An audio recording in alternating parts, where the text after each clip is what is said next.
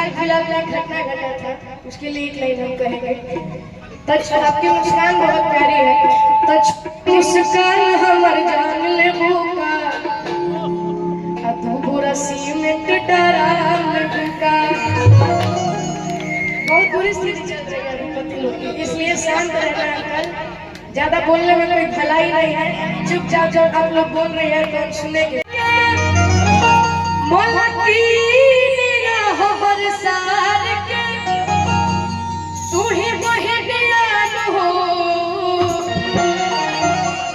हरे नामे कद बुखार आ जमीनिया न बोलो तू नगीनिया।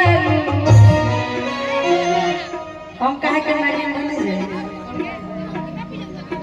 तू ही बारू भार के हिते हमर सार देबो, हिते हमर सार देबो, हिते यार हो।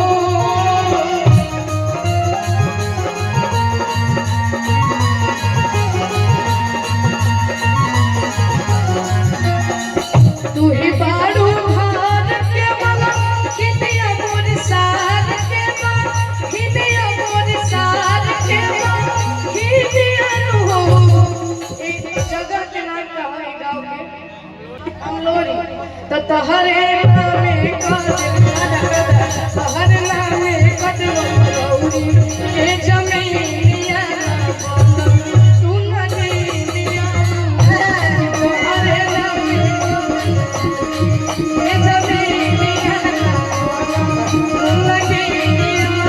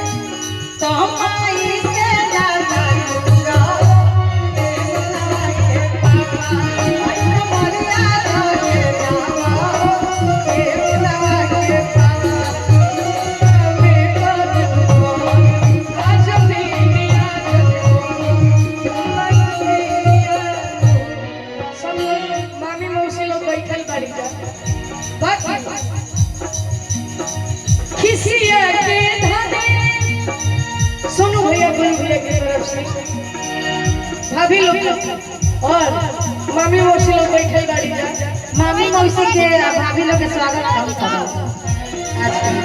मामा लोग के तरफ से, मौसा लोग के तरफ से, भैया लोग के तरफ से, चाचा लोग के तरफ से हम करते। हाँ अभी तो आपका भी रंग विकासी है, विकास मौसा जी भी हमारे बैठे हैं। खिसिया के धनी हरसिया के धनी अब बात दे बेलू तला के धनी,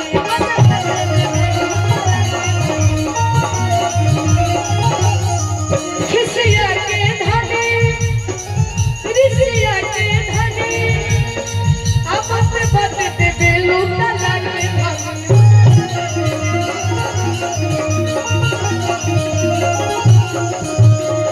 हमरा बारे में तो नहीं तक कटे कैसे राजा के तोहरा दीदिया रे कहे कैसे दीदिया रे कैसे दीदिया हो, तो कटे कैसे राजा के तोहरा तू सोचा हम कैसे वही ना।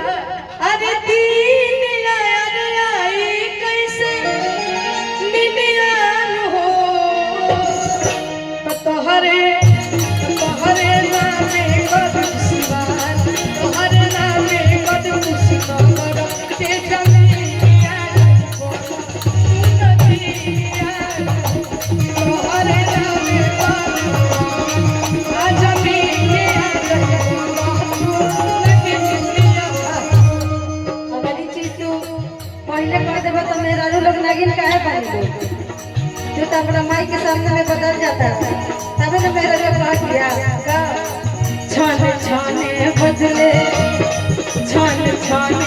बदले तहरो मिजाज रजो धोखेबाज रजो उड़नबाज रजो छानों बदले तहरो मिजाज रजो धोखेबाज रजो उड़नबाज रजो तहरा बोला तो न लागा लाटला छिवानिया तहरा बोला तो न लागा लाटला छिवानिया।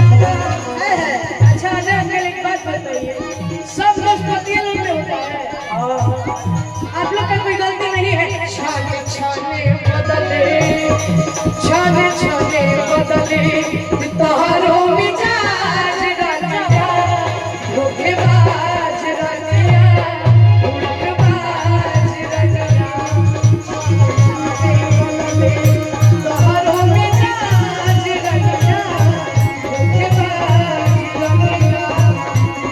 लेकिन रउआ खातिर चाचा खातिर बहुत बहुत आशीर्वाद करेगा, हमने के अजय भैया खातिर तारा खातिर चाचा लगे हमने के भैया करेगा, तो भैया की तरफ से बहुत बहुत आशीर्वाद बा भैया। यही कि है फेंके दाना लोढ़ा आ गुस्सा कम कर थोड़ा चुड़ी फूट जाए आ तहरा राजा जी की दिलवा टूट जाए।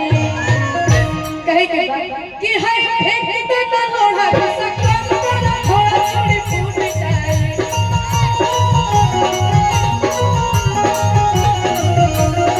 फेंके दाना लोढ़ा गुस्सा कम कर थोड़ा चुड़ी फूट जाए।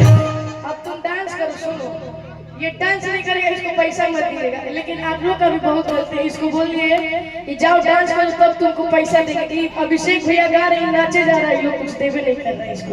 अब डांस नहीं, आप पहले डांस करो उसके बाद पैसा देना, ठीक है। कि तू ही बाड़ू घर के